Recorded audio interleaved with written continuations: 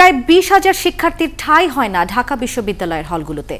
ঝুঁকি নিয়ে বহু কর্মঘণ্টা ব্যয় করে বিশ্ববিদ্যালয়ের বাসে চেপেই যাতায়াত করতে হয় তাদের। তবে নিজস্ব বাসের পাশাপাশি ভাড়া করা বাসেও সম্ভব হচ্ছে না সব শিক্ষার্থী পরিবহন। কর্তৃপক্ষ বলছে, নগরীর গণপরিবহনের শৃঙ্খলা ফিরলে স্বস্তিতে যাতায়াত করতে পারবেন শিক্ষার্থীরা। আরও জানাচ্ছেন ফাল্গুনী রশিদ। সাত সকালে অপেক্ষা বাসের জন্য। পরীক্ষা থাকুক কিংবা ক্লাস, পড়াশোনার সময় কই। প্রতিদিন সকালে ঢাকা বিশ্ববিদ্যালয়ের অনাবাসিক শিক্ষার্থীদের যুদ্ধটা নির্ধারিত সময়ে বিশ্ববিদ্যালয়ের বাস ধরার।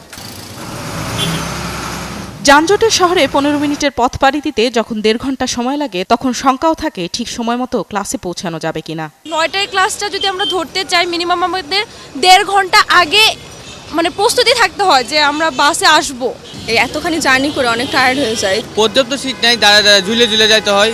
গরম আর ভিড় উপেক্ষা করেই বাসে চড়া। বসার জায়গা নেই, ভাঙাচোরা সিট। পুরানো জীর্ণ বাস চলতি পথে বন্ধ হলে শিক্ষার্থীরাই ঠেলে ধাক্কা দিয়ে আবারও ছোটেন স্বপ্ন পূরণের পথে। তো দাঁড়িয়ে যাওয়ার পরে হুট করে তখনই 10টায় নেমেই দৌড়ে ক্লাসে যেয়ে সাথে সাথে খুবই একটা হ্যাস্তন্যাস্ত অবস্থা। সিটের অবস্থা এবং আমাদের বাসের ফিটনেসের অবস্থা খুবই খারাপ। প্রয়োজনের তুলনায় স্টুডেন্ট যে হারে বাড়তেছে সেই হারে ট্রিপ বাড়তেছে না।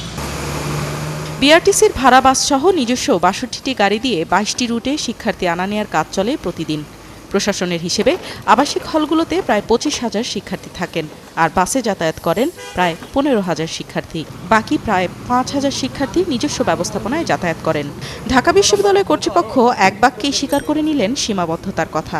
উচিত ছিল এখানেই থাকার ব্যবস্থা করা ছেলে মেয়েদের, এবং হল ভিত্তিক ইউনিভার্সিটি এটা। তার মানে মেট্রো রেলটা হয়ে গেলে আর আমাদের যা আমরা নিজস্ব এবং এই ভাড়া বাস যেগুলো আমরা বিআরটিসি বা অন্যান্য এজেন্সি থেকে আনি, সেটা দিয়ে পরিবহন সংকট অনেকটাই দূর হবে। ছেলে মেয়েদের একটু স্বস্তি আসবে চলাচলের মধ্যে।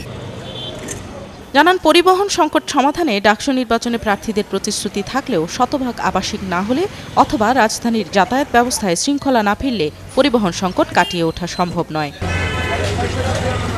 ফাল্গুনী রশিদ, 71, ঢাকা।